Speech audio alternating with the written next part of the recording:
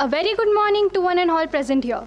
On behalf of Jyothy Institute of Technology and the IEEE Bangalore section, it gives me an immense pleasure to welcome you all to the 2025 International Conference on Computing Technologies, ICOCT.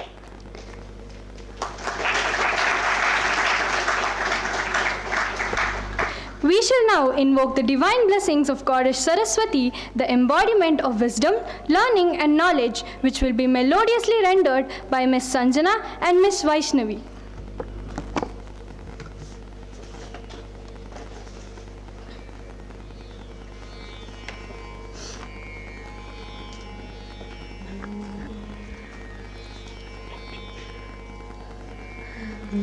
Saraswati namostute, Saraswati namostute, Sharade Vidya Prade, Saraswati namostute, Sharade Vidya Prade, Saraswati namostute, Sharade Vidya Prade, Saraswati namostute, Sharade Vidya Prade, Saraswati namostute, Sharade Vidya Prade, Saraswati namostute.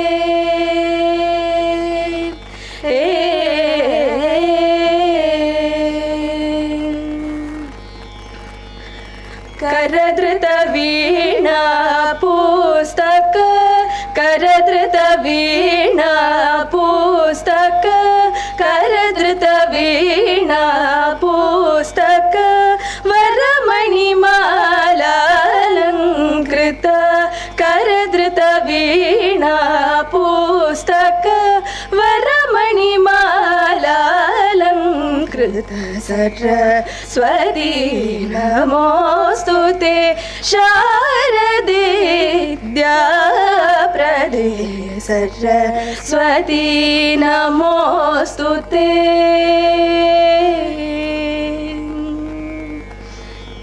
Narahari Suta Vidilalita Navamaniyuta Kambugale, Narahari Suta Vidilalita Navamaniyuta Kambugale, Surasevita Padayugale,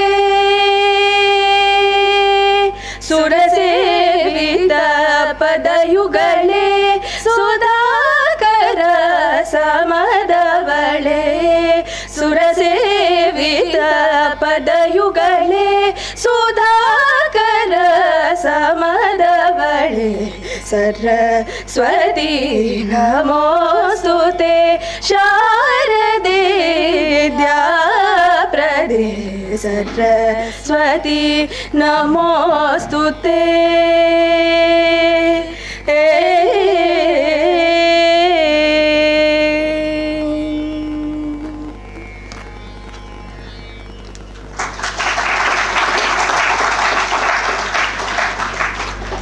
Thank you for the beautiful rendition. As we continue in the spirit of auspicious beginnings, I now invite our dignitaries to the ceremonial lighting of the lamp. May this flame symbolize the light of knowledge and the dawn of the successful conference. I now request the dignitaries to light the lamp.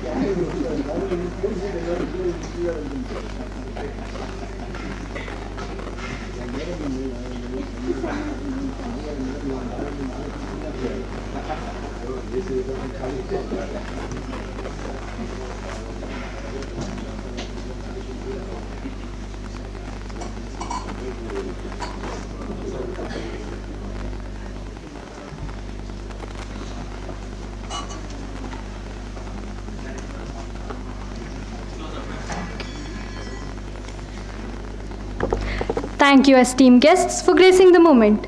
To formally commence the day's proceedings, I now invite Dr. Madhubiya Sir, HOD of Artificial Intelligence and Machine Learning Department, to deliver the welcome address and to set the tone for this two-day academic conclave.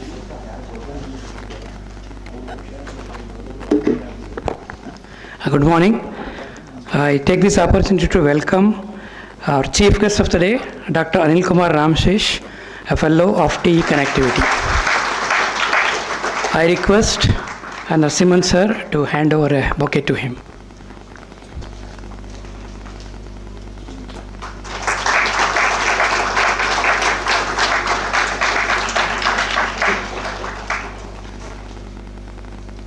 A warm welcome to the guest of honor of the day, Dr. Narmal Shomang, Department of Digital Media Technology, Muban Shomang, Rajabhat University, Thailand. I request our principal sir to hand over a bouquet to her.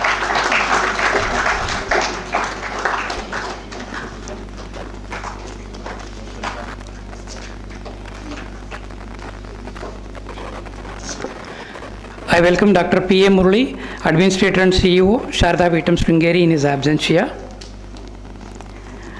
I welcome our trustee member, Narasimhan sir, for this gathering. I request Principal sir to hand over.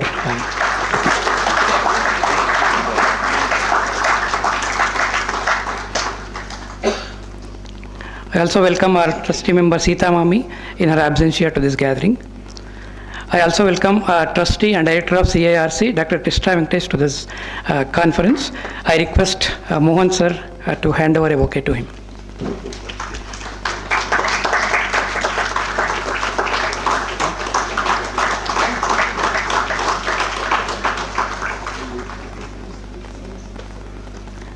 I welcome the conference chair, Dr. K. Gopal Krishna, our beloved principal, to this gathering. I request Mohan sir to hand over a bouquet to him. Okay. Okay.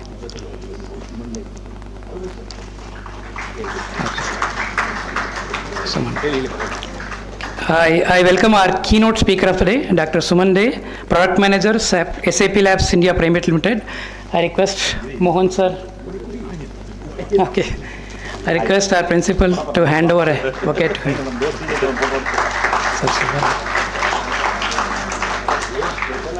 Okay. Suman.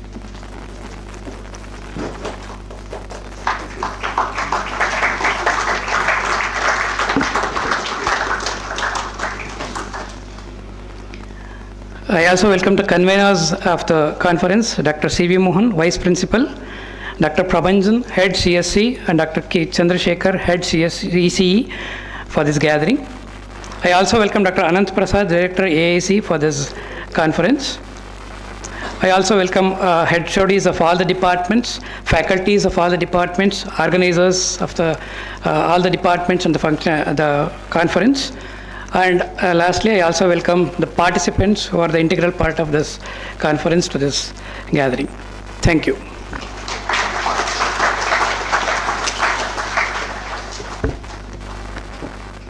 Thank you, sir, for your warm welcome.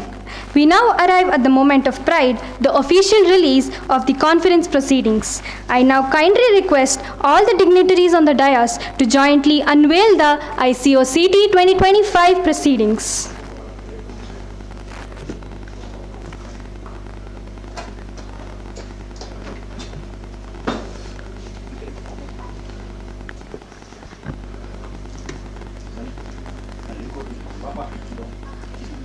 A huge round of applause for this.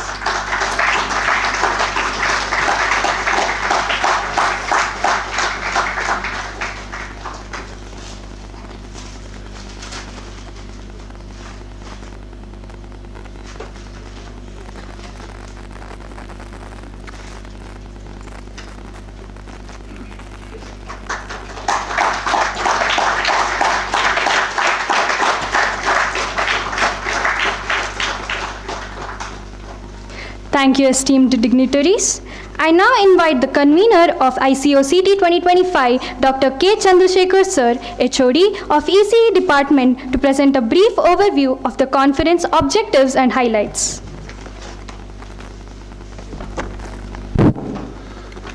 Good morning to one and all present here, dignitaries on the dais and off the dais.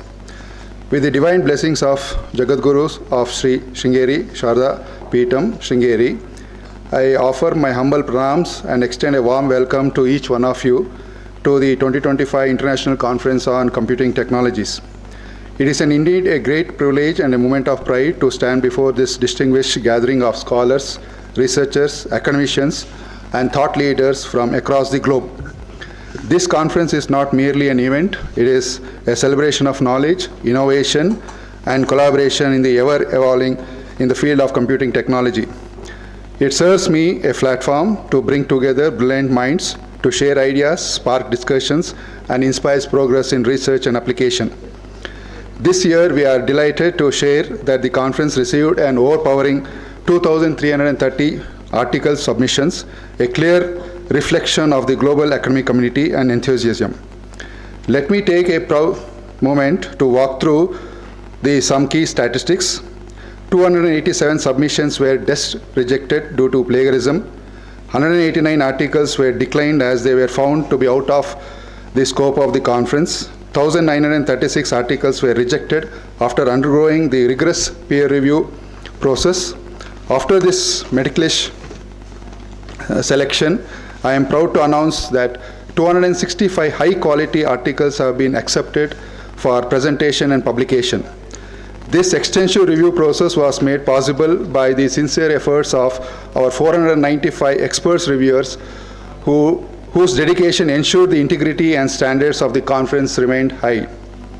The breadth of the participations this year is particularly heartening. From Karnataka alone, we received around 1,020 submissions showing the state dynamics and engaged research community. 900 plus articles came across 20 plus Indian states, underlining strong national involvement. And internationally, over 100 submissions were received from 16 plus countries, bringing diverse perspectives to the table.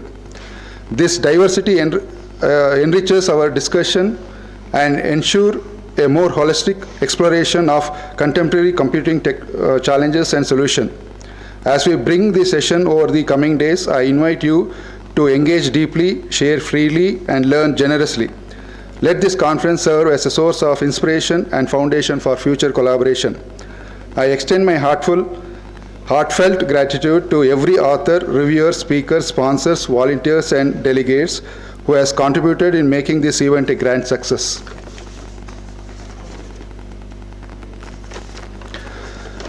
May this conference be guided by the wisdom and grace of Sri Jagadguru of Sri Sringeri Sharda Peetham Sringeri, and may it lead us to all towards greater understanding, discovery, and academic excellence. Thank you.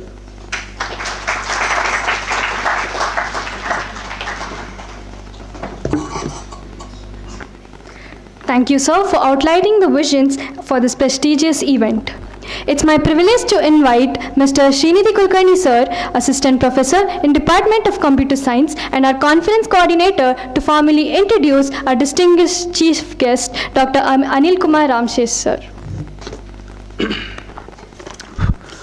Good morning. So, Dr. Anil Kumar Ramshesh, sir, is a distinguished technologist with over 30 years of experience in applied research, innovation, and multidisciplinary engineering. An alumnus of the Indian Institute of Science, Bengaluru. He holds a PhD in photovoltaics and an MSc in engineering and instrumentation. So he currently serves as a fellow TE Connectivity and has a leadership roles at Honeywell, Dover India, and the ISRO. So his work spans material science and sensor technology, power electronics, and multi-physics system modeling.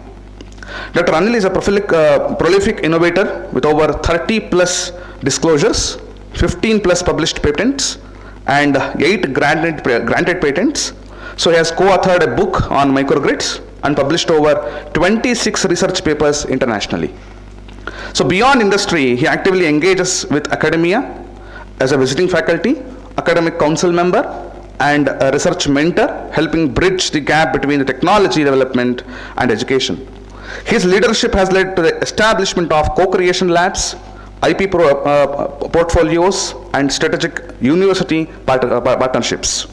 So recognized as a visionary leader, Dr. Anil's contributions continue to shape innovation ecosystems in India and abroad. I welcome you, sir. Thank you.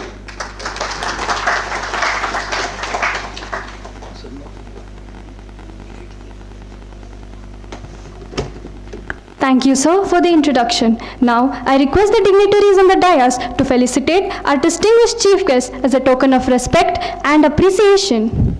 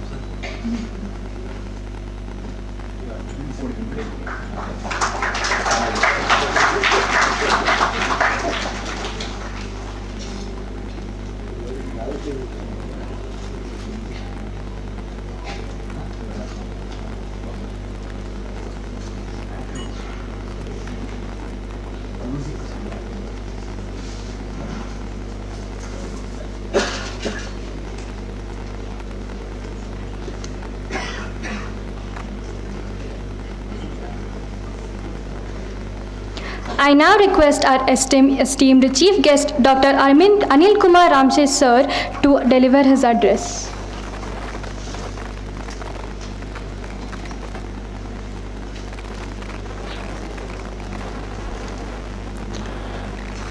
Good morning, everyone. Thanks for introducing me.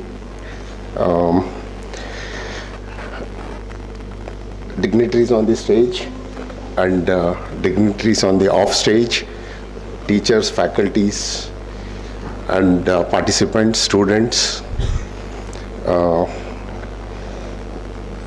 It is a great honor to speak before you today on the subject, that is unpinned the modern world computing technology. I'm not an expert in computing technology. I'm a multidisciplinary guy, but still I have a lot of interactions and I have worked on multiple things. If you look at way back, if you go to the history of computing technology, so as ancient as abacus calculator,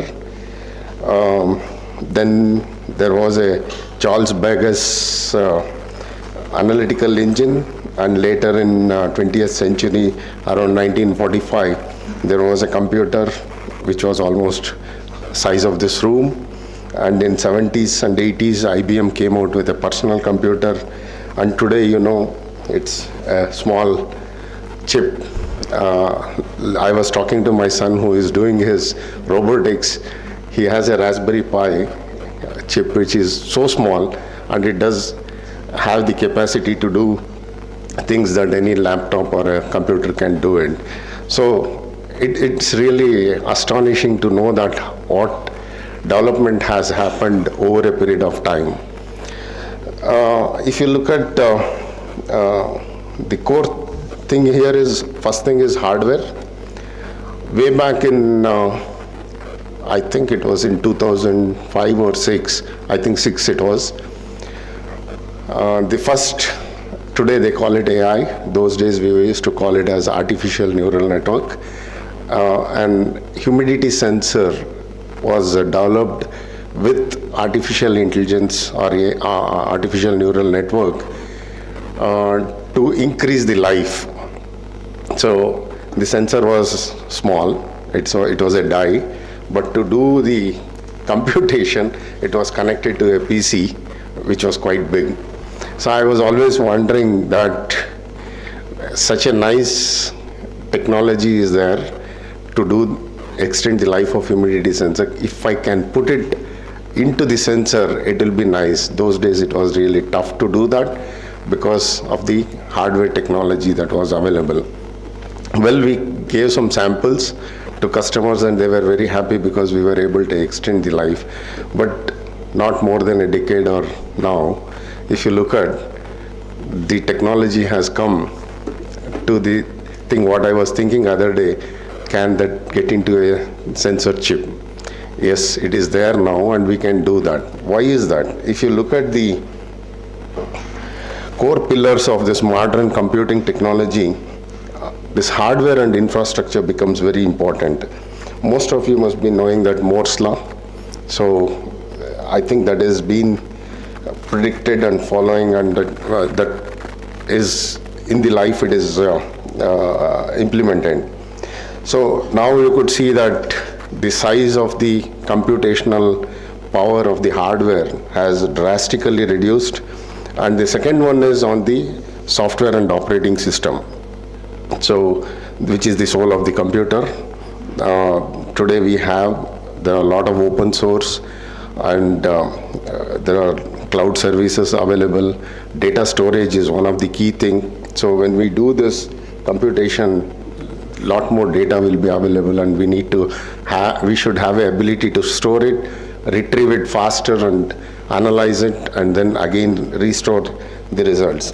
And the networking and internet capabilities, then no doubt artificial intelligence and machine learning algorithms were there earlier, even now it is there, but those days we used to call as artificial neural network, build the network, and then we do computation, but now it has become much easier, and this helps us in predictive analysis and automation of the system. Data science and big data. So it's nothing new there, data science and big data, it is there, but now we have an ability to handle that and also use it in a right way. So that is one thing where technology has developed. How does this computation technology is impacting the society? In the education, the computing has revolutionized education, e-learning platform. So today I see that bit bite-sized learning that has become very important. Somebody is traveling and they just want to learn a small thing quickly. A small videos will be there. Some experiential learning videos are there, which was not possible earlier, because the technology that what we have today is helping us to wherever you are, but still you can reach out to the knowledge and understand it. Only gap I see there is experiential learning, practicing it and getting the skill out of it. You may be good to get the information, but it's very important, and you also need to be hands-on and learn there. Then in the healthcare, obviously it is a very nice thing. Recently I saw one startup in, I think it is in Bangalore only. They have a cubicle where a person can walk in and get the thorough checkup of the health. It measures all the parameters of the health, and then it transfers to data is transferred to the doctor, and doctor could suggest what is the solution for and what is the problem. So it's really that's a nice thing. Somebody was saying this cubicle is available in Malaysia. I really don't know whether it is there or not, but it's possible and it is being done. And healthcare. And 2 days back I was talking to a doctor on the robotic surgery. There are cases where deep inside the brain, getting an access. One of my cousin, Praveen, Dr. Praveen, he's a neurologist, and we were collaborating with him on multiple things. And he was saying that reaching out to certain place in the brain is really tough. So they do CT scanning, mapping, and then they also navigate it through. But reaching to the right position and treating the cells there is a real challenge. So they use this robotic services, help of the robot to reach there, and it has made life easier for them. Without damaging the adjacent cells, they can reach there and then handle it. He is also a famous surgeon in Bangalore, and we collaborate a lot with him because in TE we have a medical domain, and we do catheters and those kind of things. In business and industry, you have seen in supply chain and other areas, communication and social life, governance and public policies. Today you could see that all our documents of our buildings, lands, it's all electronically available and easy to access. So when you go to a place, you can just hook on to app and it gives the location, and you can also get the complete information of the property and e-governance of the thing. Then from the ethical and security consideration, the challenges are always there. Data privacy. Today, everyone knows that everyone where they are, what they are doing, and in addition to that, social media also gives an opening that when you post something, they know that where you are, what is happening. Somewhere we should respect on the data privacy, and we should be managing with that. Then the second one is cyber security. So this, I think, is a very critical thing. In today's situation, it could get into any challenges on the cyber attacks and those kind of things. Then automation, that's obviously a very most critical thing, because some of the manufacturing technologies that requires precision and speed and volume from manufacturing, and then also the accuracy of getting the thing there.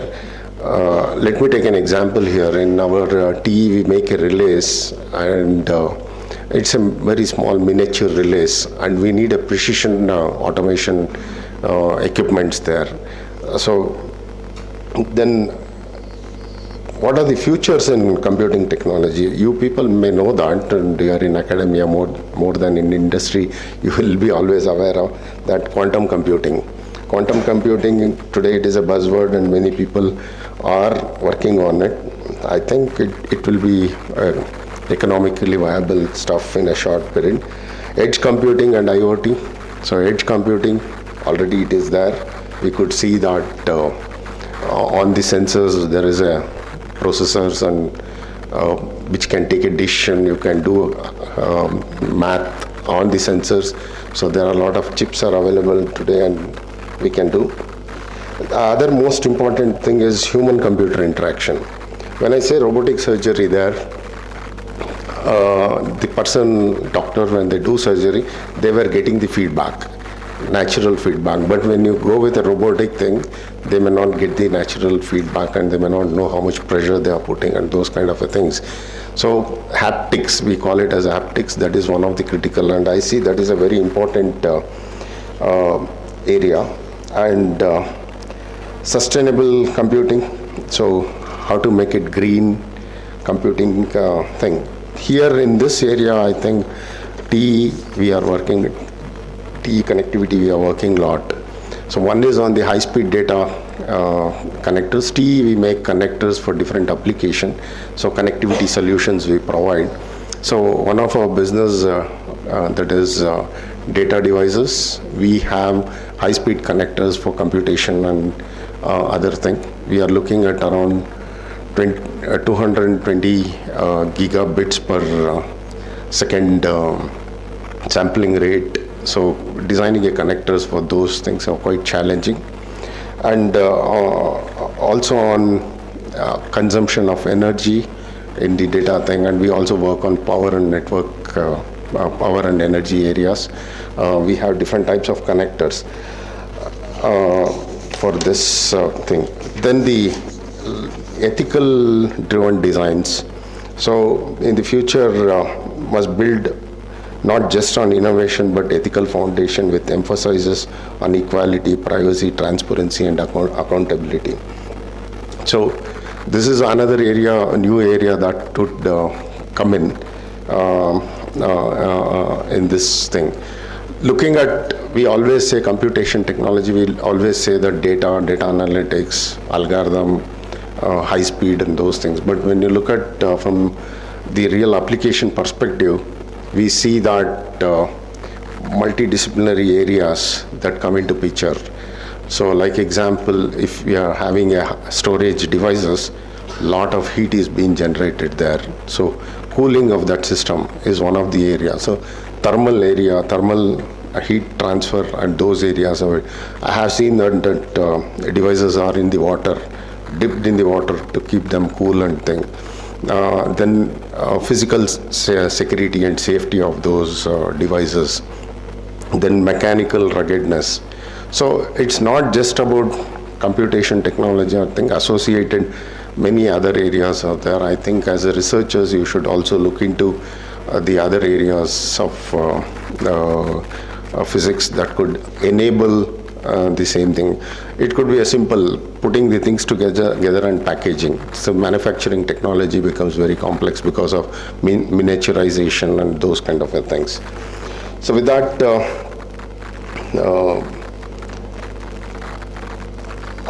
I just thought I would share whatever I have some practical experience, and I wish this conference could go well, and thanks for Jyothy Institution and the leadership team here for giving me an opportunity to be a chief guest and share some of my thoughts with the team member. Thank you very much.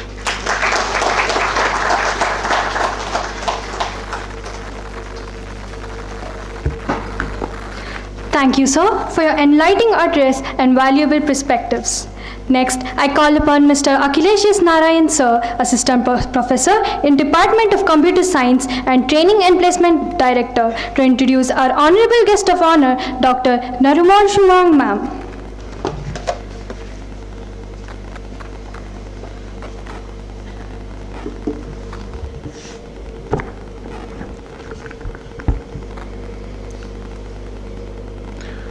Good morning. With the blessings of Sri Shringeri Sharda Peetam, I wish all the dignitaries on the dais, respected HODs, faculty members, my dear colleagues, student coordinators, and everybody else who has involved in making this conference a huge success and come into fruition on this day. A very warm welcome to everyone here. And it is my great honor to introduce our guest of honor here, Dr. Narumol Chumuang. Dr. Narumol Chumuang is a distinguished academic researcher currently serving in the Department of Digital Media Technology within the Faculty of Industrial Technology at Muban Chomboeng Rajabhat University, Ratchaburi, Thailand. Please don't mind, ma'am, if I say a few words or pronounce a few words here and there. Yeah. She holds a PhD in Information Technology from the renowned King Mongkut's University of Technology, North Bangkok. She has also enriched her academic experience internationally as a visiting scholar at the Department of Artificial Intelligence at Groningen University in the Netherlands. Her impressive academic journey includes a master's degree in computer technology with a focus on multimedia technology and a bachelor's degree in computer education. Dr. Chumuang has made significant contributions to the field through her role as the Director of Research and Development Institute at Muban Chomboeng Rajabhat University from 2020 to 2023. Her scholarly work is widely recognized with more than 100 publications in various international journals and conferences around the world. So please join me in giving me a warm welcome to Dr. Narumol Chumuang, a true leader in digital media technology and research innovation. Warm welcome to you, ma'am. Thank you.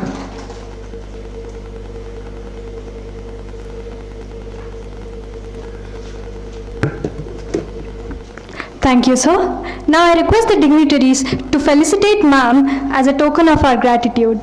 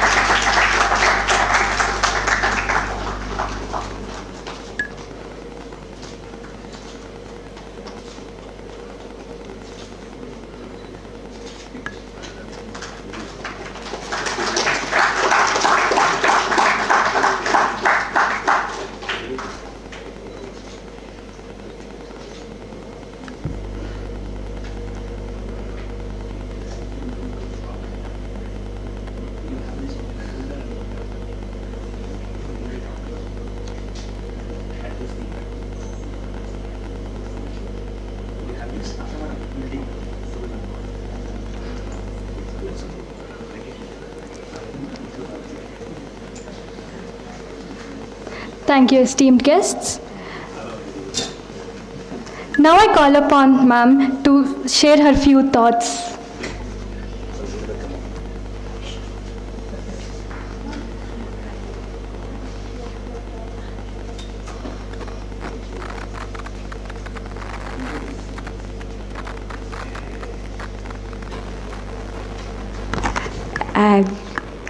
Good morning. This is the first time in India, and this is the first pre-show. This is with the open ceremony. This is a warm welcome from India.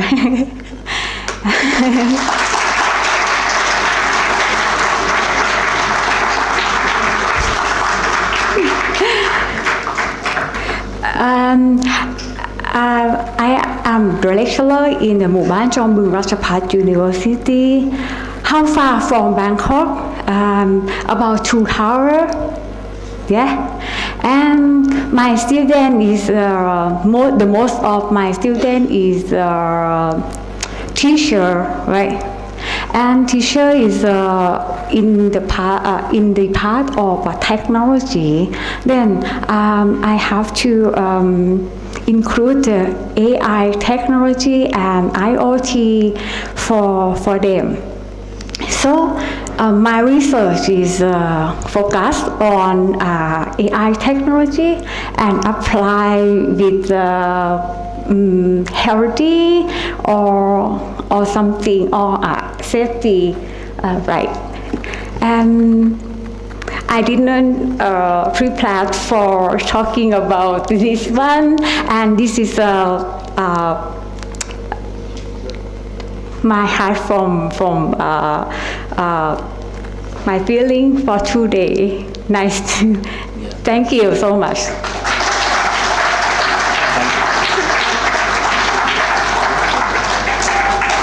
Thank you, Ma'am. May I now request our respected principal, Dr. Gopalakrishna K. Sir, to address the gathering. Very good morning to every one of you present here, seeking the blessings of Goddess Sharda and also from the Ubhaya Jagat Gurus of Shringeri Sharda Peetham. And also, I would like to remember our late Dr. B.N. Subramaniam, founder, on this occasion, and esteemed elite people on stage and off the stage. Very happy to be a part of this program. And most of us, the young boys who are present here, they should understand the value of research. No country can survive without research. Research only can bring new things into life. And definitely whatever we find, anything new, will be of some use to us only. So please understand why Jyothy Institute of Technology has such a big research center over here. Most of the people who make a visit here call our R&D center as a mini Indian Institute of Science. Most of them call it as a mini. Please put your hands together to that. What is the reason? The research is happening in 20 plus domains, and we must have, I think, published close to 1,500 publications lifetime, I would say, in terms of the existence of this R&D center from past 15 years. And there are several patents, and due to which there are so many companies operating on campus now, and the companies have been able to come up with their own products, and some of the products are available on the commercial platforms. In a sense, research is the only way by which any country can survive going forward. Only when you do decent research and good research, I would say. Researchers are there in India, and most of the researchers here are doing good work. And please remember, in many other countries are benefited by the talent of the Indian people serving them. You know as to what's happening in US. Top-notch companies are headed by Indians. So because of the commitment and the dedication, the culture that we have respect for our parents, we respect the elders, and we always have a decorum, or the way in which we live. The hard work that goes into our day-to-day activities and to research has made us reach the top of or the pinnacle positions of some of the top-notch companies. In a sense, every young child here need to understand that they will have to start thinking the research. We will have to do some research going forward. In a sense, most of us register for our PhD and then start the research. That's not the way. You will have to keep looking at your surroundings, observe what's happening. Does that require a technical or some intervention? What is to be done? That assessment has to come to our mind and start working in the direction. So many of us don't locate problems around us. There are plenty of problems which requires a technological solution and a technical or a research insight to ensure that something has to be done.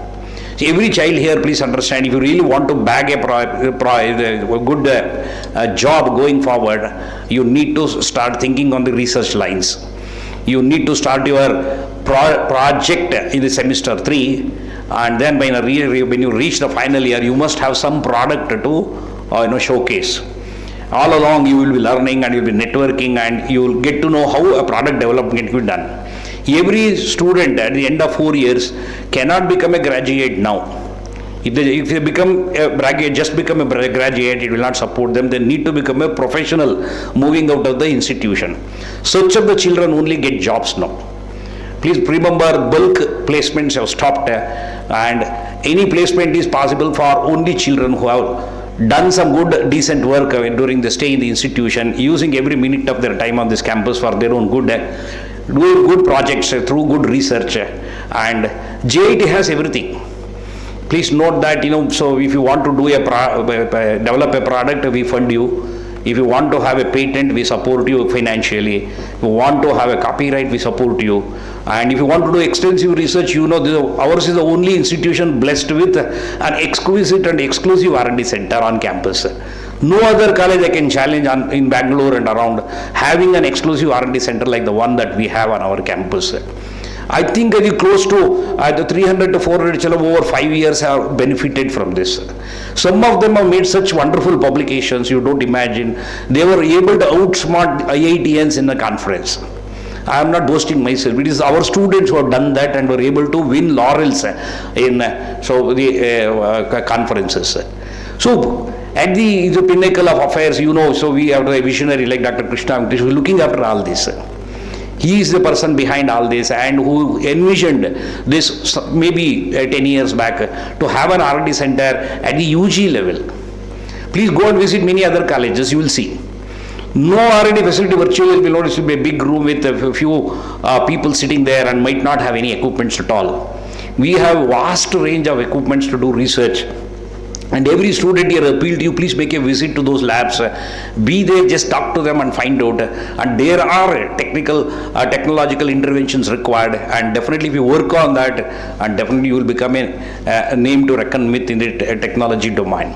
In a sense, these conferences are conducted to ensure that, people make their research, have to present their research, so as in a form of a publication. I think there are quite a few publications of how rigorous the review is, you must have seen. The number of articles submitted to the journal, how many have been accepted, It is very, very rigorous. So you will have to do some decent work if a research paper is to be accepted by the IEEE body. So I appeal to all of you to start thinking on the research lines, because going forward, whoever does good research, whoever have a product against their name at the end of 4 or 5 years, then they will be able to get a job in the market. And the big top companies have stopped making placements in bulk. They make only by placements in few numbers. Now it has come to single digit, I would say. Last week, I think we had the Cognizant, I think he was our placement officer here. I think only 10 were placed. 10 children of my college were placed in Cognizant with a package of 6 lakhs. In a sense, it tells you the package is also shrinking because they have better options now. So you must have a competitive edge over the others, and you must be novel in your work. You must be proactive in the world to succeed. Even if you are reactive, it is just not enough. You need to be highly proactive to survive in the market. Going forward, life is tough for you. It's lifelong learning for you. In my days, it was a little better. I would have learned one software at the age of, so maybe in the 80s. Another software would have come maybe after 10 years. I would have survived those 10 years with only one software. Now, every now and then, maybe in the span of 1 month, 2 months, you will get a new software to learn with. You must comply with that. This is where I keep appealing to my faculty also. Please keep your eyes and ears open to the various websites that you have. So where funded projects are available, apply and give a test yourself and this one. We have plenty of good researchers at our institution. Many people are from distinguished institutions or the top-notch institutions like Indian Institute of Science and others. Many people have read abroad and come. So you people are from University of Nebraska, Indian Institute of Science, IITs from various. So they are the researchers here, very humble. You don't even see them at various points. When you go and interact with them, then only you will understand. Here we have, I think, Dr. Balaji is sitting here, please here. So we had just sent an invitation. He has come and joined us. It clearly shows the kind of interest they have. Guys, please understand, research is the only thing that will be able to survive going forward. So research enlightens you. A true research and a genuine research will bring a lot of enlightenment, and you will start analyzing every situation of your life. Every instant you start thinking on the research lines as to whether it's good, bad, ugly. You will not jump into a conclusion or a decision immediately. You start thinking what to do, what not to do. This is what research brings into you. And definitely, weighing your options and taking decisions with the time and after the thought process definitely will change your life only. So with this, I wish this conference all the best. And I can see that I think many thanks to Namrul Madam for having found time to come and join us. Anil sir also, he said, yes, a couple of days back I requested sir, how do you come to my campus? Sir said, I'll be on my own.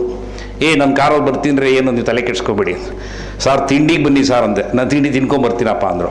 ನನಗೆ ಆಪ್ಷನ್ಸೇ ಇಲ್ದಂಗೆ ಮಾಡ್ಬಿಡ್ತಾರೆ sir. So ಹಾಗಾಗಿ thank you so much Anil sir. So his highly his simplistic approach will always be an attraction to me. And Namrul madam, thank you so much. And our own Narasimhan sir is here, elderly but very young at heart. Sir's age is around 80, maybe 100 minus 80 is age now. He is around 20s now. Correct sir, the age must be around 20 now. Because he is so enthusiastic. He is very, very enthusiastic. That's what he keeps always laughing. Ajat Shatru ಅಂತ ಹೇಳ್ತೀವಿ ಎಲ್ರಿಗೂ ಸ್ನೇಹಿ. ಹಾಗಾಗಿ many thanks to my management and definitely to Sringeri Sharda Peetham for all the support they have been giving us. And my esteemed colleagues, please take a point out of this conference and start working. And there is competition everywhere. There is competition everywhere. And that is why there is, there is an adage that we have now. And there is a tagline, new tagline that we have invented in our college. We also teach. We also teach. In the sense, we do so many things and we find time to teach. That is how it is. In the 80s, we used to teach and forget about all other things. Now, you will have to do many other things apart from regular teaching. The chalk and talk is one part. There is maybe 10% to our work and other 90% will have to do a lot. So waiting for the NBA accreditation results. Maybe in a couple of days it will be out, and let's hope for the best. I thank each and every one of you present here for this wonderful time. Thank you so much.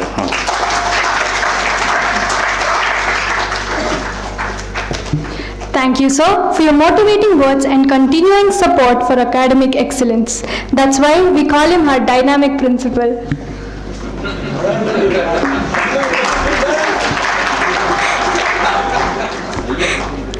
To express our heartfelt gratitude to all who contributed in this inaugural session, I now invite Dr. Asha Bharati Ma'am, Assistant Professor, Department of Electronic Engineering and our Conference Coordinator, for the vote of thanks for the formal inaugural function.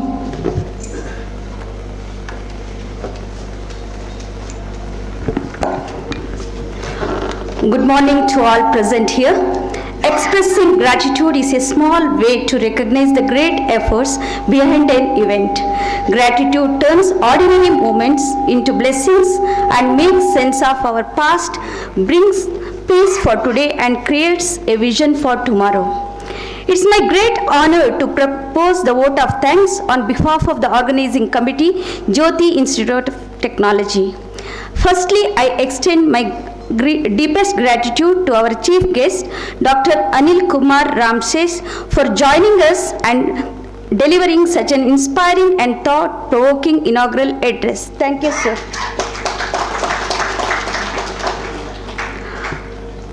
Our heartfelt thanks to the guest of honor, Dr. Narumol Shumo, for gracing the occasion and sharing valuable insights. Thank you, madam. A special thanks to Shri M. Narasimhan sir, trustee, for presiding over the function and also for his constant support and encouragement. Thank you, sir. We sincerely thank our conference chair, Dr. K. Gopalakrishna, sir, Principal, Jyothy Institute of Technology, for his leadership and vision in bringing this event to fruition. Thank you, sir. We are thankful to our management trustee, Dr. Krishna Venkatesha sir, Director, Center for Incubation, Innovation, Research and Consultancy, Jyothy Institute of Technology, for the support. Thank you, sir. Our appreciation goes to our conveners, Dr. C.B. Mohan, Vice Principal, Dr. Prabhanjan S., Head of the Department, Computer Science Engineering, Dr. K. Chandrasekhar sir, Head of the Department of Electronics and Communication Engineering, for their seamless planning and coordination. Thank you. We are thankful to our management trustees, governing council members, all the session chairs, session coordinators, online and offline, head of the departments of all the departments, faculty members, non-teaching staff, the media team, the various committee members, and our enthusiastic student volunteers and the participants for their support. Thank you.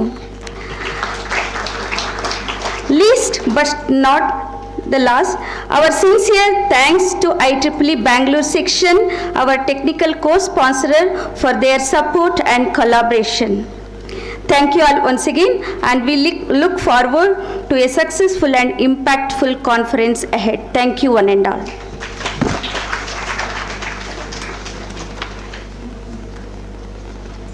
Thank you, ma'am, for your gracious acknowledgement. We shall now begin our keynote session with Dr. Narumol Shivang, ma'am. The stage is yours.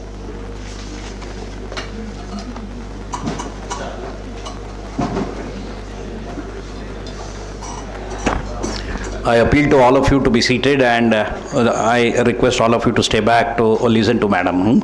Thank you so much.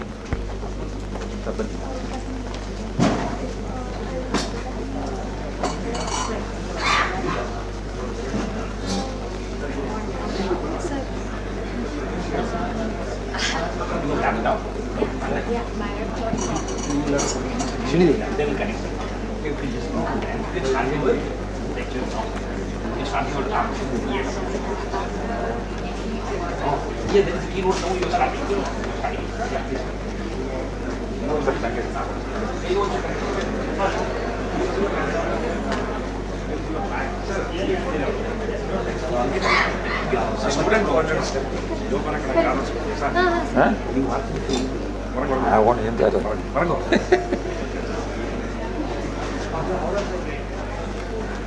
Please be seated. please be seated. If you want any connections, you can connect.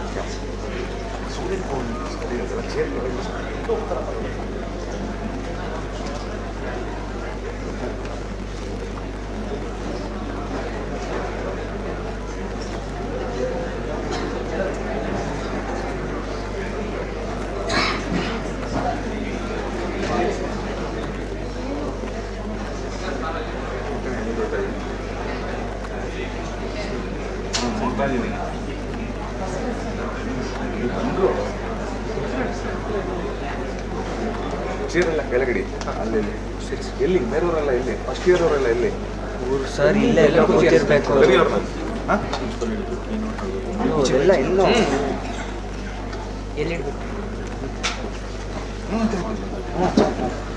ನಿಮ್ಮ coordinator ಅದೆಲ್ಲ ಬೊಕ್ಕೆಗಳೆಲ್ಲ ಅವ್ರವ್ರು ಕೊಟ್ಬಿಡಿ. ಕರಿಯೋ ನಮ್ಮ ಫ್ರೆಂಡ್ಸ್ನ ಕರಿಯೋ, first year ಅವ್ರು ಕರಿಯೋ, phone ಮಾಡೋ. ಎಲ್ಲಿದ್ದಾರೆ ಎಲ್ಲ ಸ್ಟೂಡೆಂಟ್ ವಾಲಂಟಿಯರ್ಸ್? ಹಾಂ,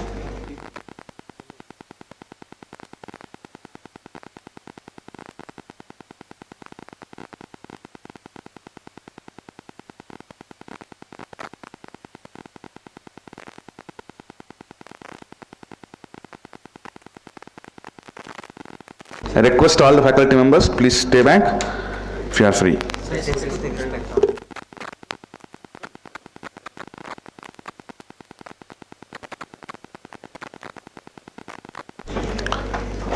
Kashish and Disha.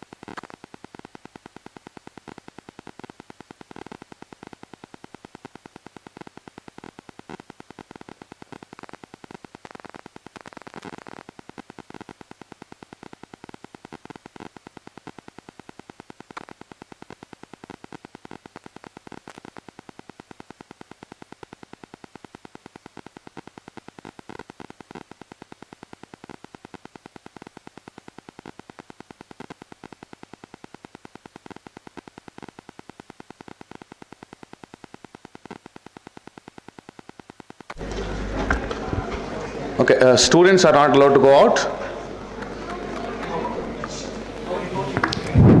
Shall we start? Yeah. So I request Dr. Narmol Shwang ma'am to start the keynote session. Thank you. Thank you so much. Good morning again. Do you hear me? Yeah, okay. All of in this room is student, right? No, maybe. Okay. I am Dr. Narumon Shumeong from Muban Chombung Ratchapat University. I introduced about the AI driven on ECG analysis for precision medicine. In this room, who interesting about precision medicine, please raise your hand. 1, 2, 3, 4, 5, 6, 7, 8, 9, 10, 12. Okay. Okay. This session, I need to exchange together, right? For today, I will to talk about the key point with the why cardiovascular disease need AI. And understanding about ECG signal. Who knows about ECG? Please raise your hand. Wow. Oh, thank you so much. Traditional method limitation and how AI help is a show with about my research. And key AI model for ECG and from signal to diagnostic. Real-world case arrhythmia detection from lab to clinic. And challenge ahead. What is the next summary? Question and answer if you have. So, for the pain point of the cardiovascular disease, and I will take it as CVD. CVD needs AI. CVD the leading case of death worldwide. So in this slide, in Russia, in Hungary, South Africa, Brazil, USA, Germany, Thailand, Canada, Australia, France, it's a global problem.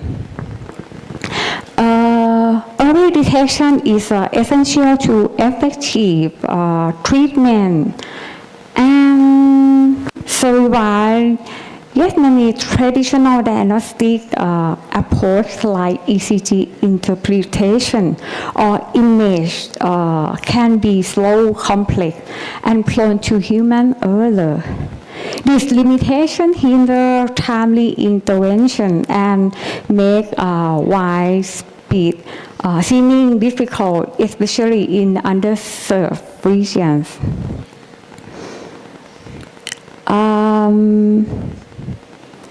And this is a reason the early diagnostic is critical, but not challenged in the traditional manner.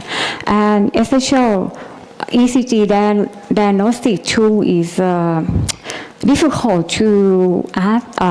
All of the people can access, and AI can enable scalable precision and analysis.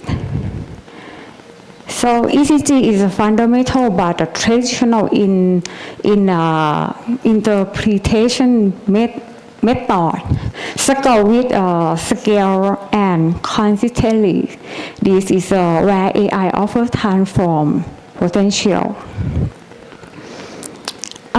For this area, thank you so much. For this area, the electrocardiogram or ECG capture the heart electrical signal pattern in the P-wave QRS complex and T-wave pair clinical identity abnormality like arrhythmia or ischemia. So this is an image that shows a normal ECG waveform The P-wave reflects axial depolarization. The QRS complex shows vertical depolarization. And the T-wave show the indication of ventricular repolarization. This component follow a regular system. A regular pattern which form the basis of identifying normal versus abnormal heart rhythm. So this image that show ECG change at the different state of myocardial ischemia. Each state may show ST elevator followed by T wave inversion in later state. Q wave can appear indicating performance damage. This pattern help guide a diagnostic and the treatment. So when in this signal between a normal and abnormal, we have the AI for training. So in my research, I use the data set to train the model before. So it has worked. It has worked. That means its accuracy. It has more accuracy from a data set. I will have to extend to the real world to correct the data from the people in my city, right? And for the pain point in Ratchaburi, that is my hometown. They are far away from Bangkok, and they are the elder that the elder not convenient to access to the hotel in the city. Then I have to idea to do something for help them. In traditional method and limitation, the traditional electrocardiogram or ECG analysis typing rely on manual interpretation, use rule-based criteria established by clinical guidance. This process demand a high level of expertise and experience from trained cardiologists or technique who must visually assess the waveform pattern to identify abnormality. As a result, the interpretation is inherently subject and can vary significant between observation. This inter-observer variability not only affect diagnostic accuracy, but also limit the scalability of ECG screening, particularly in resort. Limited setting is or when applied to large population. Consolidation rely solely on manual analysis pose a significant challenge for timely and consistent detection of cardio abnormality on a wide scale.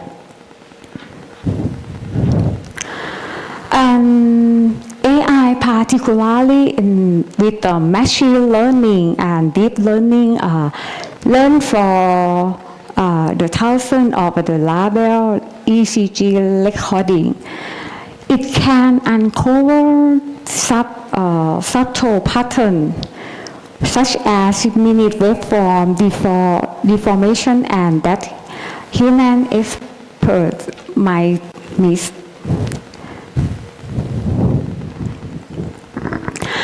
Convolution neural network or CNN are the idea for identifying spatial features of ECG waveform while RNN or recurrent neural network and long short-term method or LSTM capture time-dependent dynamic preprocessing and transfer learning help address variability in signal quality and data scarcity. So this is my design for ECG analysis, and I create about two parts. One part is the device. The device I use sensor and IoT board, and another part is algorithm. In the algorithm, when I get the signal, ECG signal from the device that I design, I use the signal, some signal, some data set for training the model, and I compare in many algorithms for the best accuracy. So in this way, when the answer for classification that can decision normal or abnormal, it will show or be alert on the mobile application. So that show the if a red heart has a problem, but in the green heart is normal, right? That it will be, I think, general person can and easy to understand. So in this state, I will to show about ECG analysis, and when we get the ECG signal from the from device, this is a signal is very complex. So this photo is this image it will show ECG with the device on the top image, and you can see it is not the screen, right? So we have to transform with a wavelet to be baseline on the ECG analysis also. And the image in below is the original with the baseline already. And so it still is complex. So, and the device has noisy, right? And we use a wavelet Debussy again to transform the ECG baseline to analyze an ECG after Debussy wavelet in 4 levels. First level on top, second, third, and fourth. So to the base of analysis with the base of the signal to train in the next step. So when after transform and denoising, it shows the example of the ECG after noise removable at the top image. And so we have to I have to detect about the RP, QRS complex, and ST statement. So it will show in the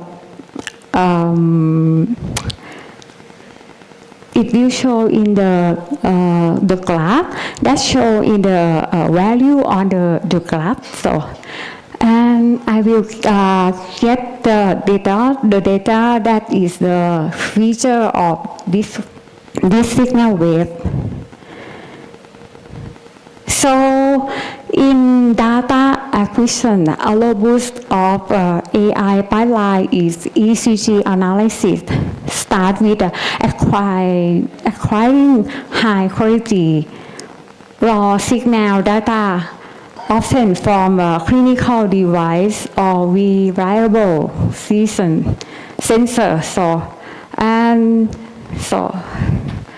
The next step involves pre-processing such as noise reduction, normalization, and segmentation is the signal into individual heartbeat. Traditional feature like heart rate, variability, or wave morphology were manual extract, but within the deep learning model, feature learning can be automated. Finally, the process data is part to classification model for class to identify a specific cardiac condition and includes and each state of this pipeline is essential to achieving clinical grade accuracy, reliability, and real-world applicability in diagnostics.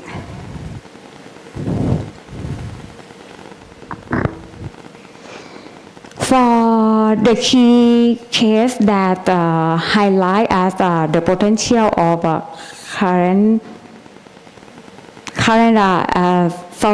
cardiology is arrhythmia detection. Use the MIT BIH arrhythmia database. This benchmark database has been widely used to train and evaluate deep learning model, in particular hybrid architecture that combine with convolution neural network and LSTM is a long-short-term memory network has demonstrated in place performance achieve accuracy exceed to 95%. This research show the AI is capable of matching and in such case even surpassing the diagnostic accuracy of expert cardiologists for special tasks such as heartbeat classification.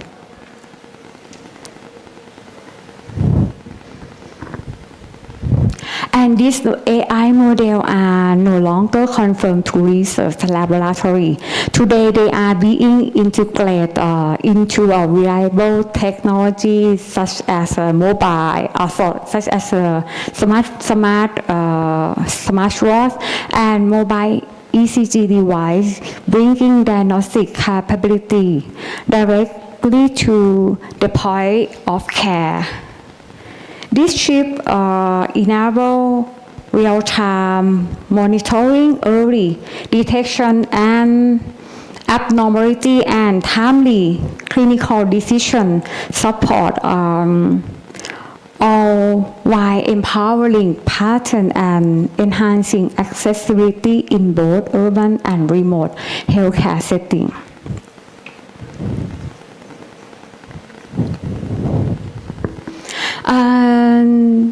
Despite rapid advancement in AI, several critical challenges remain.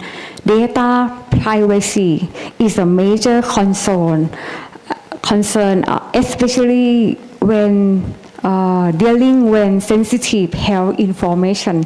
There are also the issue of ensuring that AI model generalize well across a different population, including diverse age group,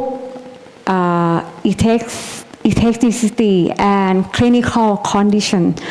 In future, more algorithm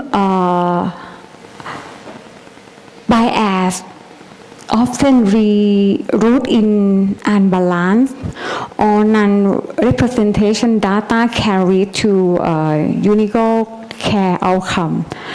Addressing this challenge is the essential for developing AI technology in a responsibility, ethical, and equality manner.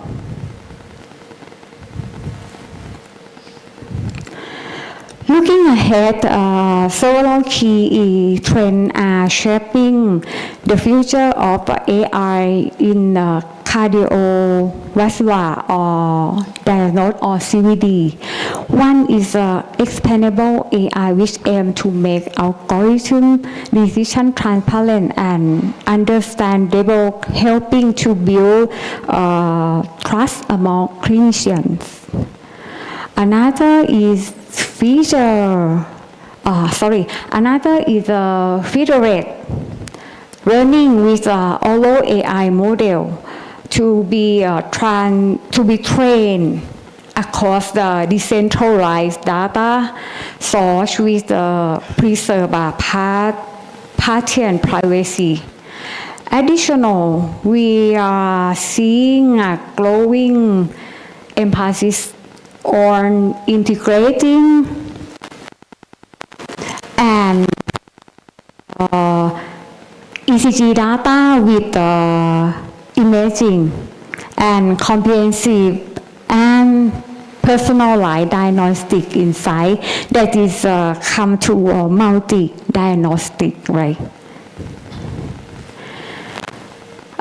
To conclusion, for artificial intelligence is informing the landscape of CVD by enabling faster, more accurate and scalable interpretation of ECG. AI address the key limitation of a traditional method. It not only enhance early detection and clinical decision making, but also play on a crucial role in driving and in the future of the precision medicine. Thank you for your attention, and I'm happy to take questions or discussion together. Thank you.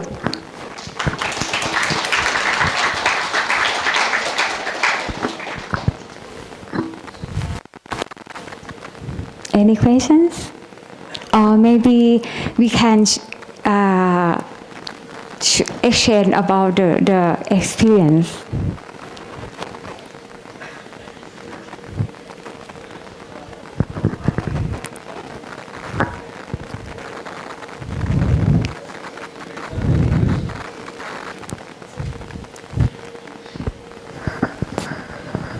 Thank you so much. Namaste. Madam, like, what are the challenges you faced while collecting the data, actually? Collect data? Yeah, with a sensor. Right. Yeah, is a electrodiagram is in the hospital. Okay. Yeah, they use 12 lead. Yeah, but in my research, we optimize 12 leads is more difficult and more. I think it has a more device for remove to the border, the people in the border. Then I optimize and use only 3 leads in now. Okay, so whatever you have worked is only 3 lead data, is it? Yes. Okay. Means the sensor what you have designed, that itself is a 3-lead ECG Yeah. acquisition system. Yes. Right. Thank you so much. Very nice. Good. Any questions? Thank you so much. Good morning, ma'am. Good morning. I want to know what are the metrics you are looking at in the ECG, The metric, right? like the peak to peak or maybe the inter-P distance. Is it those metrics that you are looking at when you want to analyze using the machine? Yeah. What are the parameters on the ECG that you are am I clear? Did you? About the signal, right? Yeah, the signal. The yeah. signal. And do you mean about can I correct the abnormal, right? Yeah. Not Again, please. correcting the abnormal, but I meant to say, if you want to do medicine, precision medicine is what you are targeting, right? Medicine. Precision medicine. Precision, yeah. I focus on the accuracy, and it will me to more accuracy in every training with other model. Okay. And now I still correct data for training. Okay. And this research is will be still doing. Okay. Yeah. For motivation, I would like to have the device that can move from hospital to patient or elderly at the ward in my country, but there are in Thailand. But there are some areas, some village, there are no internet. Then the model can have. The model have to intelligence. Then we will to warning or alert to the patient and prepare to the hospital. You mean to say the telemedicine? Take the medicine. Telemedicine, like remote places. You want to treat patients who are not in the cities. Is it that? How many? Right. One more, please. I cannot about I understand. English not well for listening. Oh. So please one more, please. Okay. The question is, the setting is in villages where patients are. Patients. Yeah. Okay. Patient. Okay. Thank you so much. Thank you.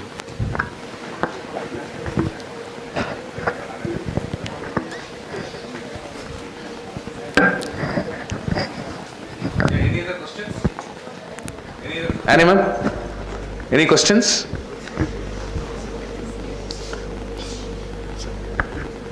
Thank you so much, ma'am. Thank you so much.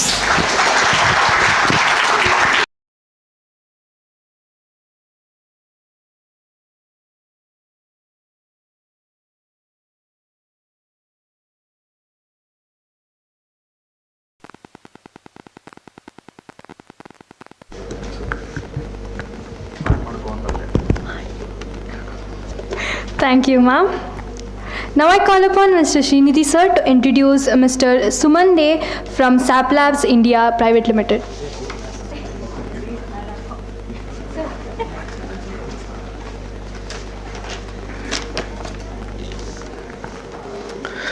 Okay, it's my absolute honor and privilege to introduce to you an exceptional individual whose work stands at the intersection of the technology, innovation and education, Mr. Suman De sir. Suman is a product manager in the Global Adoption and Experience Center of Excellence at SAP. where he spearheads data and telemetry strategies for SaaS ERP, software as a service. And he previously served as location head for the public cloud ERP, product management in India, demonstrating a visionary leadership in shaping enterprise technology solutions. But Suman's expertise goes far beyond product management. With a solid foundation as a former full-stack cloud developer and agile coach, he brings a deep technical perspective to every strategic initiative he leads. Academically, Suman is currently pursuing his PhD at IIT Kharagpur, focusing on the cutting-edge field of predictive analysis for industrial digital twins. He is a prolific researcher, having authored over 50 research papers, including publications in top-tier journals such as IEEE Transactions on Artificial Intelligence. Suman is recognized a thought leader, a regular keynote speaker, and reviewer at global conferences, and recipient of multiple thought leadership honors at SAP. In 2024, his impact was nationally recognized when he was nominated as Indian Youth Engineering Icon of the Year by the Institution of Engineering and Technology. Outside his corporate contributions, Suman plays a pivotal role in academia and innovation. He is a visiting professor at Symbiosis, a mentor at IIT Kharagpur, and actively supports research and innovation at several institutions across the country. He has guided more than 30 first-time researchers and collaborated with over 20 startups, and staying true to his mission of bridging a product, research and education. So please join me in warmly welcoming Mr. Sumande, a true visionary, mentor, change maker in the world of technology. Thank you, sir. Thank you so much, sir.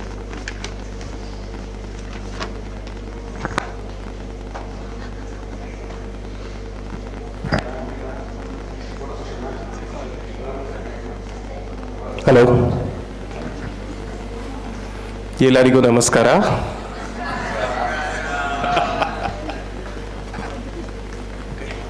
So we are still good for a good morning. Are you guys hungry?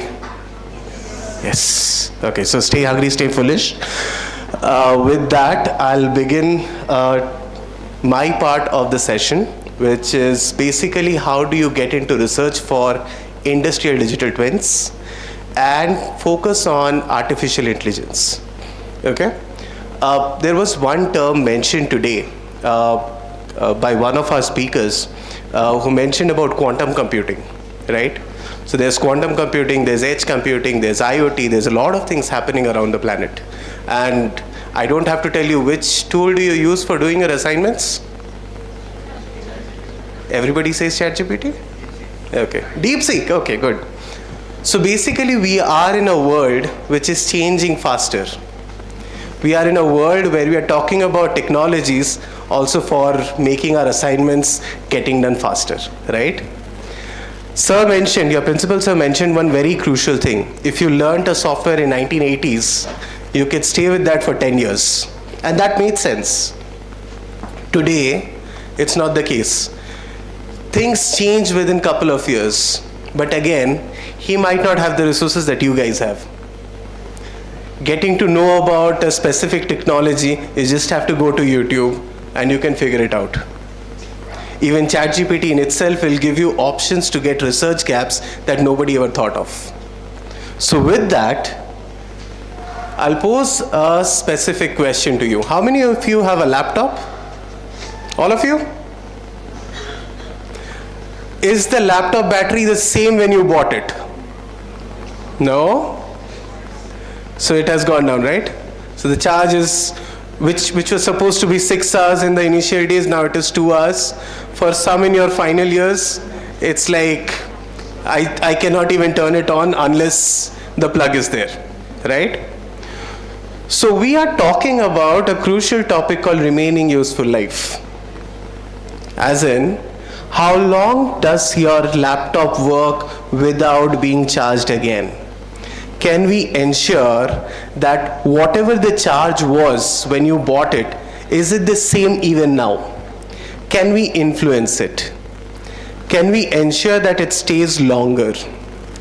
Or if in case you are overcharging your laptop, is it a possibility that you get a remark that your laptop is charged and you need to disconnect the charger, which is basically the reason why the charge runs out a lot, right?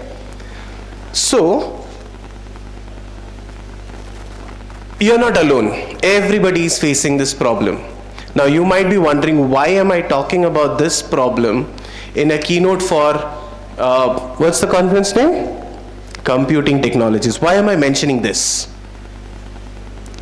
If you have the data in terms of how much you have been charging your laptop, and then the laptop's internal memory is able to serve with your recommendation that you need to discharge it, it basically helps you have a better management of the remaining useful life of your battery.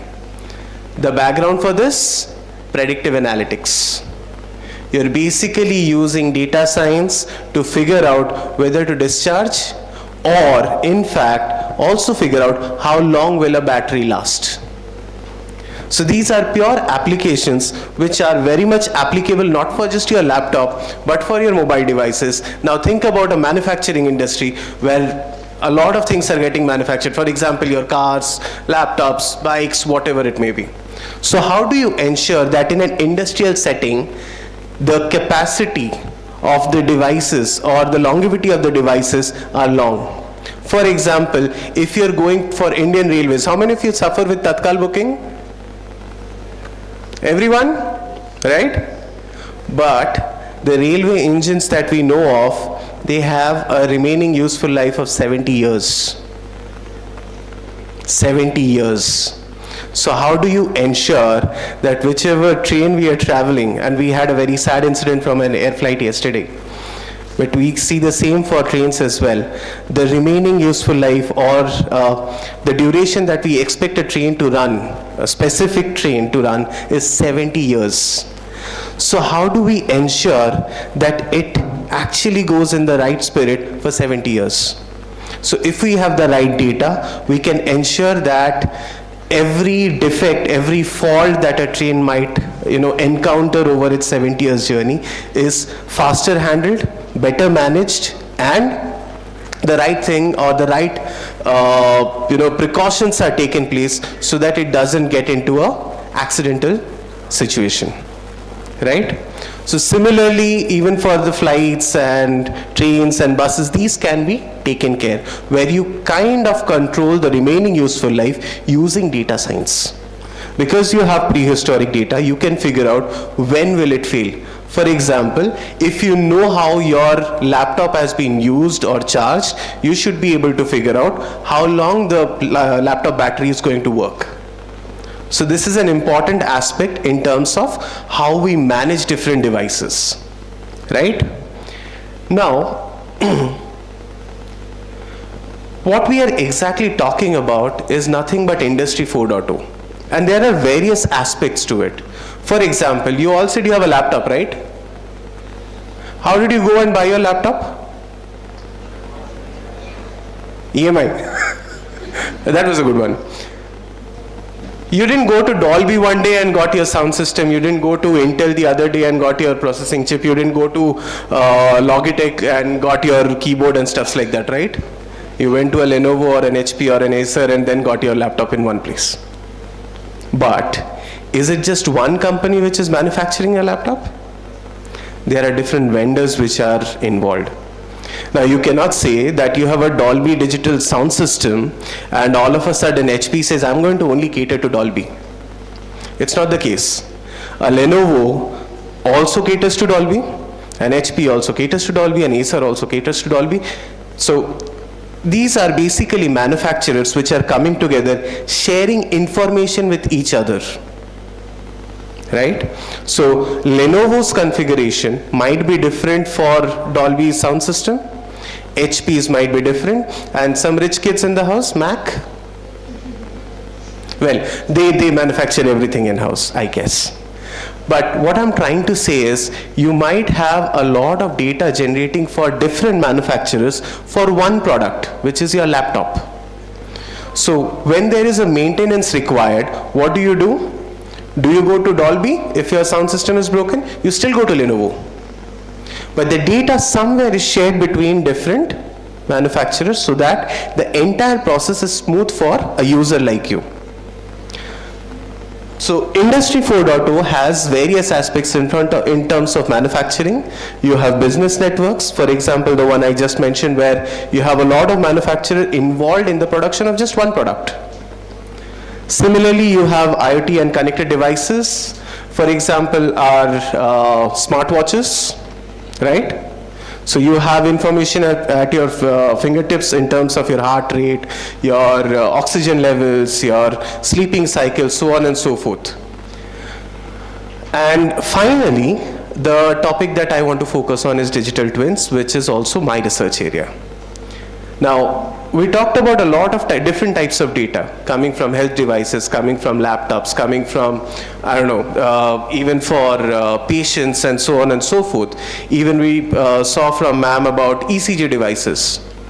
But is there a single way how you can kind of represent the same? Actually not. Somebody might say, I'm going to share an Excel data on which you can do some analytics. Somebody might say, I'm going to share some XML data, you have to do some analytics. Somebody might say it's an unstructured JSON data, you have to do some analytics. Still, we should be able to perform the same. And it's a common problem, I can tell you. Okay, I think I'm boring you guys, right? Yes? I heard one yes. Outlier? We are not doing anomaly detection anymore. So, just from a representation perspective, okay, how do you better represent data sets for such devices? So you can also do Excel, you can do JSON, you can do XML, but the type of representation we are talking about is a digital twin. If you ever get into space for Industry 4.0, you will be tasked with a problem of how do you represent industrial gadgets. It's through a digital twin, which could be AR, VR, which could be Excel, which could be a lot of different possibilities. But what is a digital twin? A digital twin is basically a virtual representation of a real life object. Okay? So if Suman is standing here, Suman has 2 eyes, 1 nose, 2 ears, blah, blah, blah. He breathes. There is data continuously flowing for how I'm eating on a regular basis, how I'm exercising, although I don't look like somebody who exercises on a regular basis, which can basically help me understand how this person is going to live for the next, I don't know how many years. Any football fans here? Okay. So, when do you substitute a player? When they are tired? Right? So if, let's say, you can figure out that a player is now getting into a fatigue level, the coach decides to take them off, right? So that information is also available to the coach as a digital representation of that player, okay? And any sort of digital representation of a real life object is a digital twin. Is that clear? Kind of complicated? But trust me, it's not rocket science once you get into it. I was also afraid. So basically, it's basically a real-time digital counterpart of a real-life object, but how does it help? It helps you in making decision-making. For example, if you know how your laptop performs, you can possibly take better measures to disconnect your charger so that the battery runs longer. Right? So better decision making facilitates predictive maintenance. If I know that it is harming my laptop, I should be able to disconnect when it is required.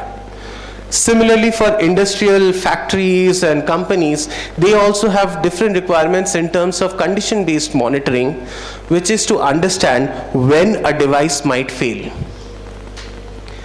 So, which approach would you choose? Would you replace an equipment once it goes bad? Or would you try to take predictive measures before it goes bad?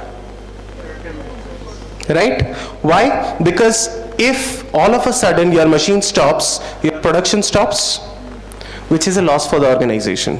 But let's say you have an understanding when this device is going to, get a fault or is going to, stop working, you might take some predictive measures based on its behavior. And you ensure that it is never in a stop state, or you replace it before it actually dies.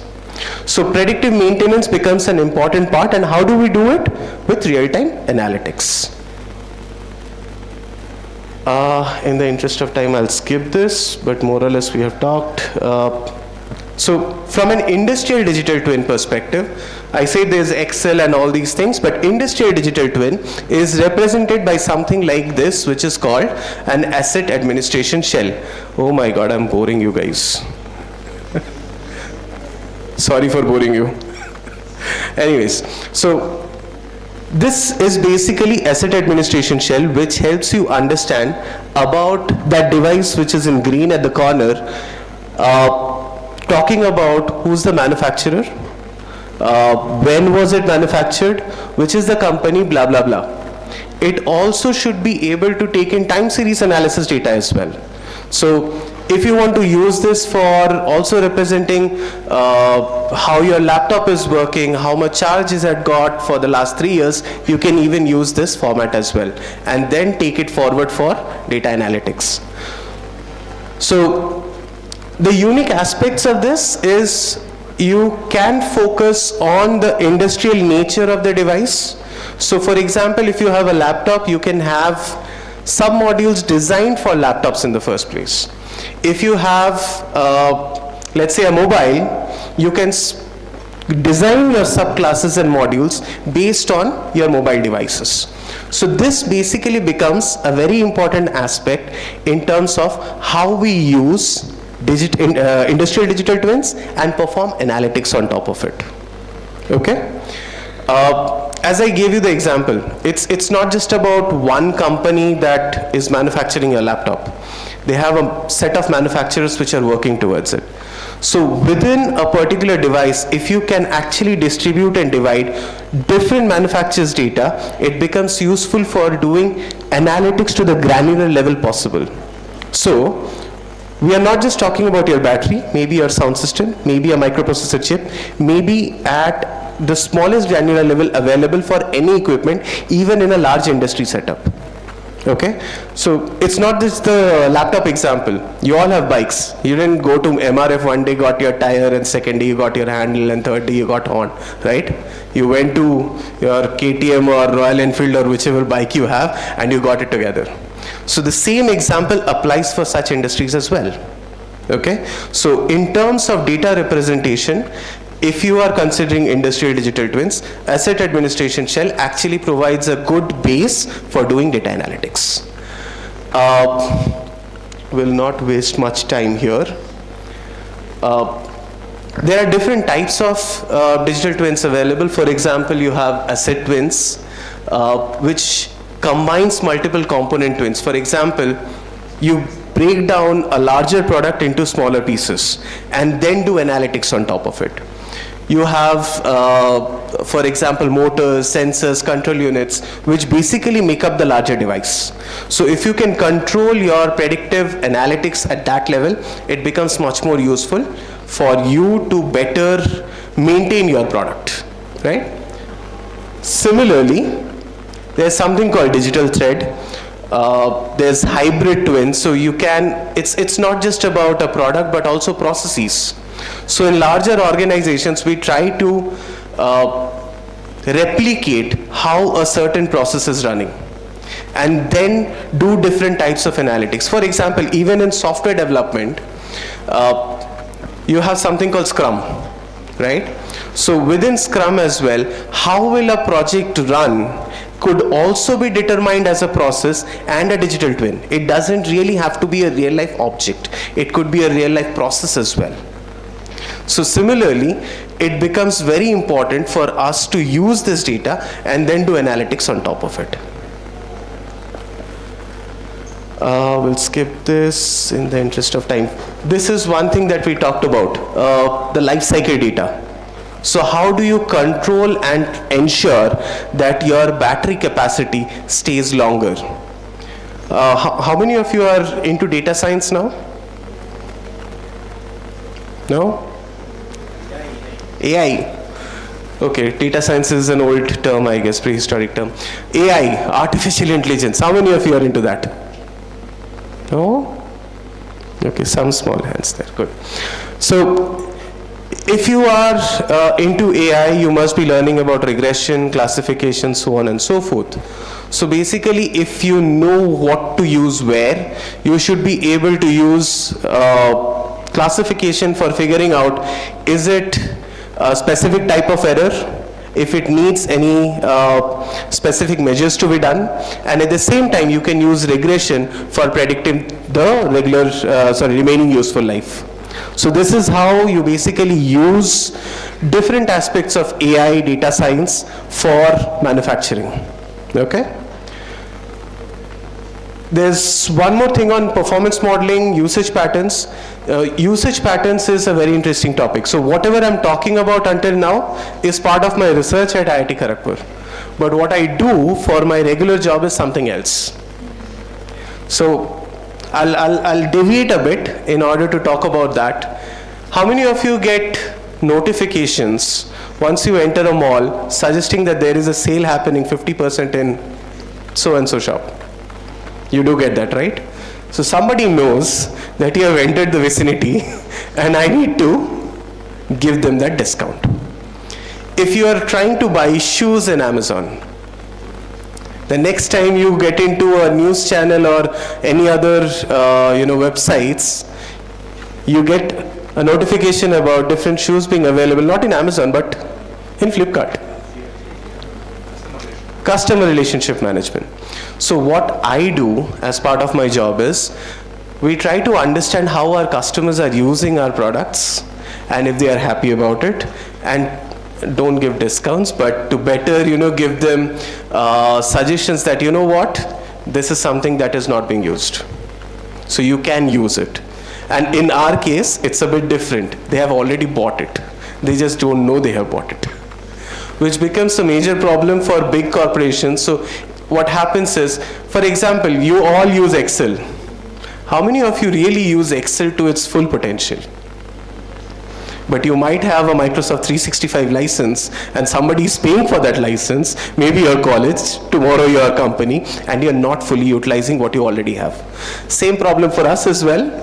People buy SAP, it's huge, it's the best ERP solution, I keep saying that. And people don't know that they have bought something. They have bought a feature which will help them run their businesses better. So usage and satisfaction becomes very important. You all take Uber rides. I came by one. You all order from Swiggy, Zomato. How many of you actually rate the delivery boy? You do? Every time? Or when you are not happy? Every time? Okay, I don't do that. It's our nature to not do it at times. So we do it when we are unhappy, but still there are different mechanisms which, forces us to say whether we are satisfied or not. Now with all the stories that I'm saying, what is the single thing that is getting generated? Data. Every usage, every satisfaction, every comment that we make forces companies to do some sort of analytics. Now once you have that data, you can have patterns. Once you have patterns, you have better chances for doing analytics, gaining insights and taking decisions on top of it. Now, what was my research motivation for my topic? So I saw that, and the story goes like this. My dad has been, so he just retired last month. He worked for 32 years, and he told me one thing, that, I'm getting equipment details from different vendors. Somebody is sharing in this format, somebody is sharing in that format. I don't know how to, manage it. I went back, checked, and there was no single standardized way of depicting digital twins. So that's when I became a bit intrigued about the topic. So there's no standardized way of depicting digital twins. Now we have one asset administration shell which is still evolving, but it's not just about standardizing it, but also using it for analytics. And that's what my research talks about, also to make them interoperable.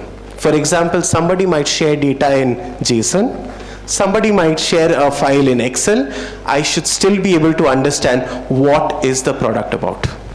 So that standardization became part of my research, and also how do we do analytics and help you have a longer charge for your laptop batteries.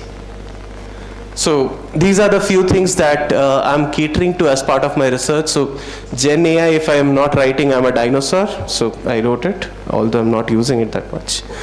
But the primary focus is on augmented analytics, which is for generating synthetic data. So I talked about the laptop example where you have HP, Lenovo, every company which is using Dolby as a sound system.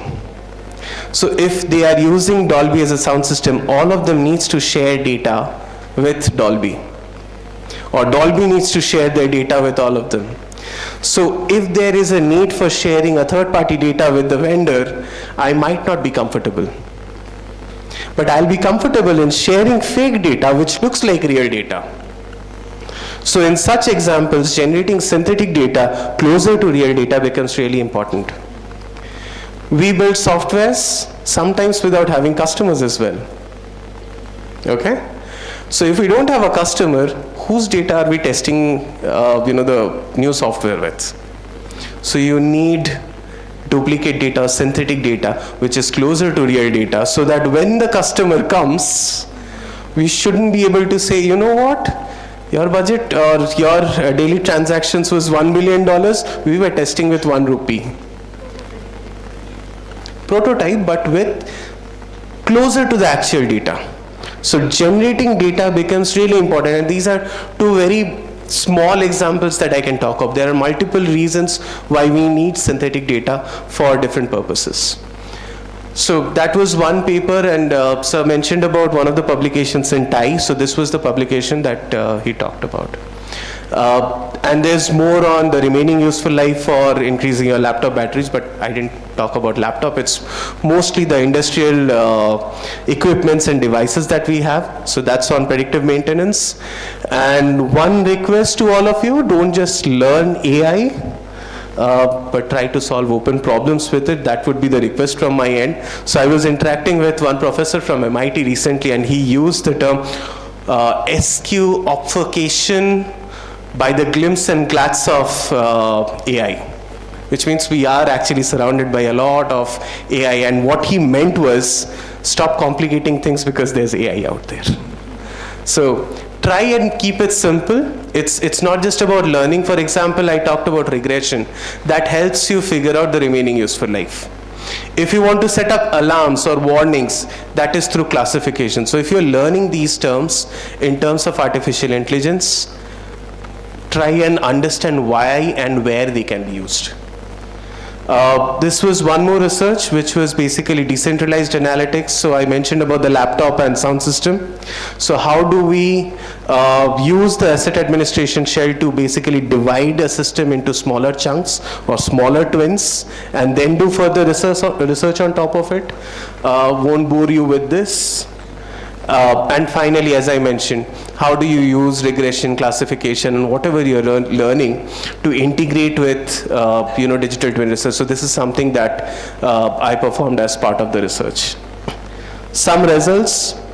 I mentioned about the synthetic data generation. So to your right corner, top corner is the comparison between real and fake data, which was for gadgets health, if I'm not wrong. So it was about a digital twin in a industrial setup where the data showed for voltage, current, so on and so forth, that it is more closer to the fake data. So, the real data. So it basically could be used for different industrial purposes.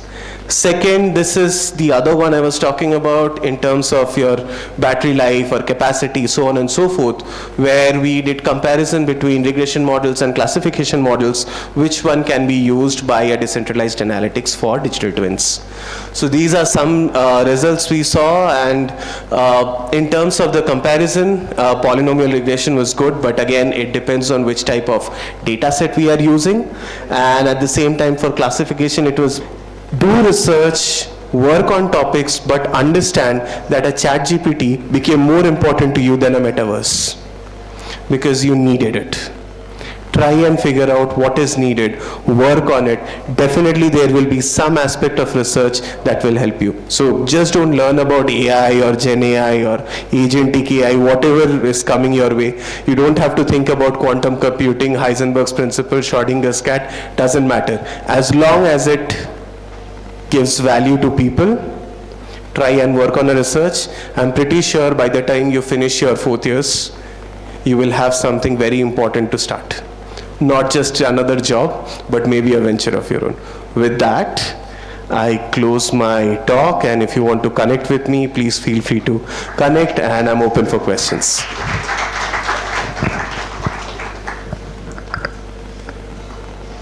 I have bored you enough, so.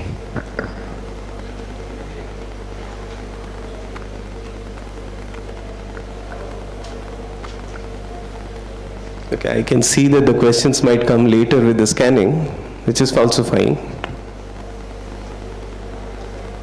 Yeah.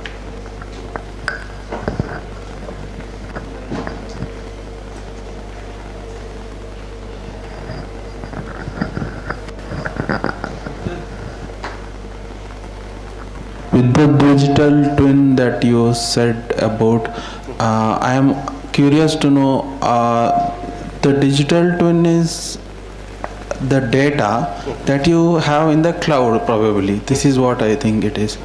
So now, if I purchase something, that will have its digital twin in the cloud. And this you are talking about is about all the users who have purchased a product and own it, right? Suppose I don't want to give any data about the product that I am. How will you advise the user not to give his data, like whether to be cautious with the data that he is giving? Got it. That's actually a very good question. So a digital twin is, as I mentioned, it's a representation of any real life object. But when it comes to personal data, I might be worried. Do I share with the companies or not? And we have seen instances, I'm not going to name the companies, where they have also, run into legal suits and things like that. But most of the times what happens is whenever we are installing an application, for example, for my smartwatch, there's always an option whether I give consent or not. And that's where we as users should be very careful what we are giving consent to. And that becomes a challenge. In larger organizations, whether it's SAP or Microsoft, the work I do, for example, we have an understanding with the customer what we can use. We cannot use more than what is being already agreed in the agreements.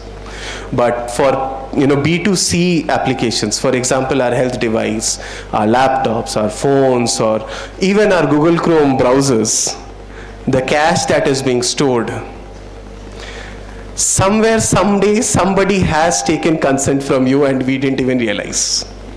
And that's where we need to be a bit careful about. But with the past experiences that companies had that people might actually sue them, they are also careful on where to, insert these kind of clauses. So they do that now. Now we need to be careful as users how we tackle it. So there will always be a clause. In larger corporations and B2B setups like ours, there are like proper agreements where the customer knows what we are using, how we are using. There's a legal team which kind of takes care of that. But when it comes to B2C devices, we need to be careful.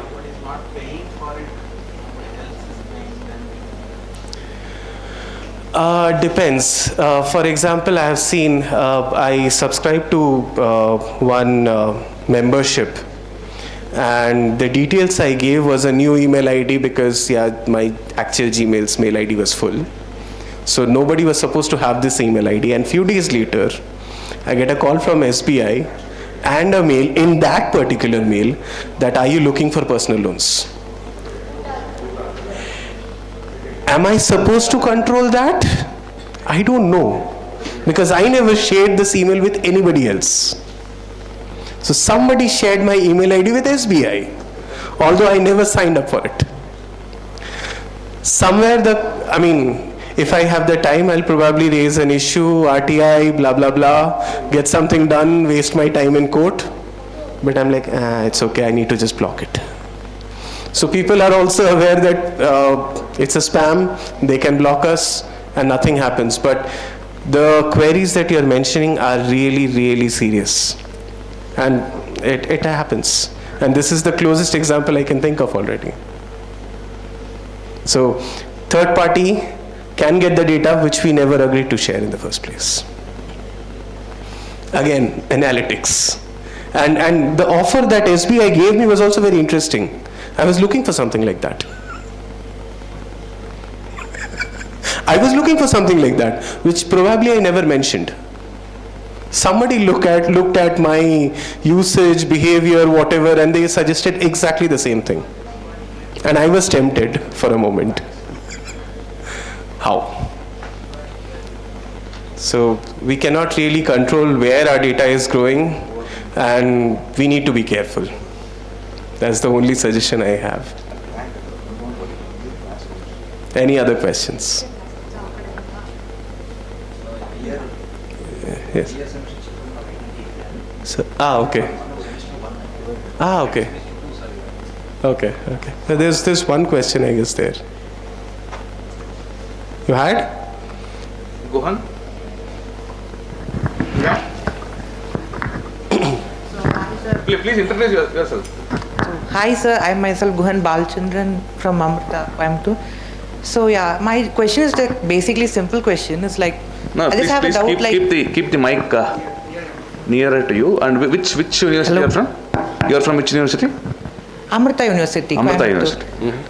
So yeah, so like you have been talking about the digital twinning. In that case, it's just like I guess it's similar to simulation sort of thing. Exactly. So in that case, can we just totally rely on this sort of thing, like simulation and then synthetic data set, which in particular cases like mechanics, in simple terms like car or bike or something, data of that thing, where it relies on the physical factors like gravity or traction or something like that. So in that case, those things cannot be simulated particularly like, I guess that's what. So what's your opinion on that, sir? See, I think two parts to it. One is, in terms of simulation, you need to know what kind of data you are working on. Is it categorical? Is it continuous? So on and so forth. You definitely cannot look about synthetic data generation for every type of data in the similar fashion. So you should be, smart enough to understand which approach you are using. So that's the first part. I think I should have answered the other question first. You said, how do we represent digital twins? Is it simulations or not? Have you seen Iron Man? No? No? No, sir. Not a Marvel fan? No. Jarvis? I mean, I know that characters exist. Yeah. Okay. No, I'm just trying to give an example, okay? So if you have a 3D model as well, where Iron Man, tries and creates his suit out of nowhere, has everything digitally represented in a virtual setup as a 3D model, even that is a sort of digital twin. So a digital twin can be a 3D model, a digital twin can be a simulation, a digital twin can be a mathematical model, a digital twin can be an Excel file, a digital twin can be represented using asset administration shell. So any means that you are using to represent a real life object is a digital twin. Okay? I mean, representing its data, characteristics, features, so on and so forth. And on the simulation front, yes, you need to know which type of data you're working with, and you employ those methodologies to generate the data accordingly. Okay. Am I able to answer your Yes, question? sir. Okay, good. Thank you, sir. Good. Any other questions?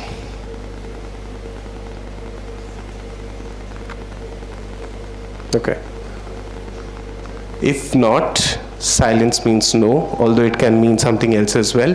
I end my keynote and thank you. And you can have lunch now. Now you can be hungry.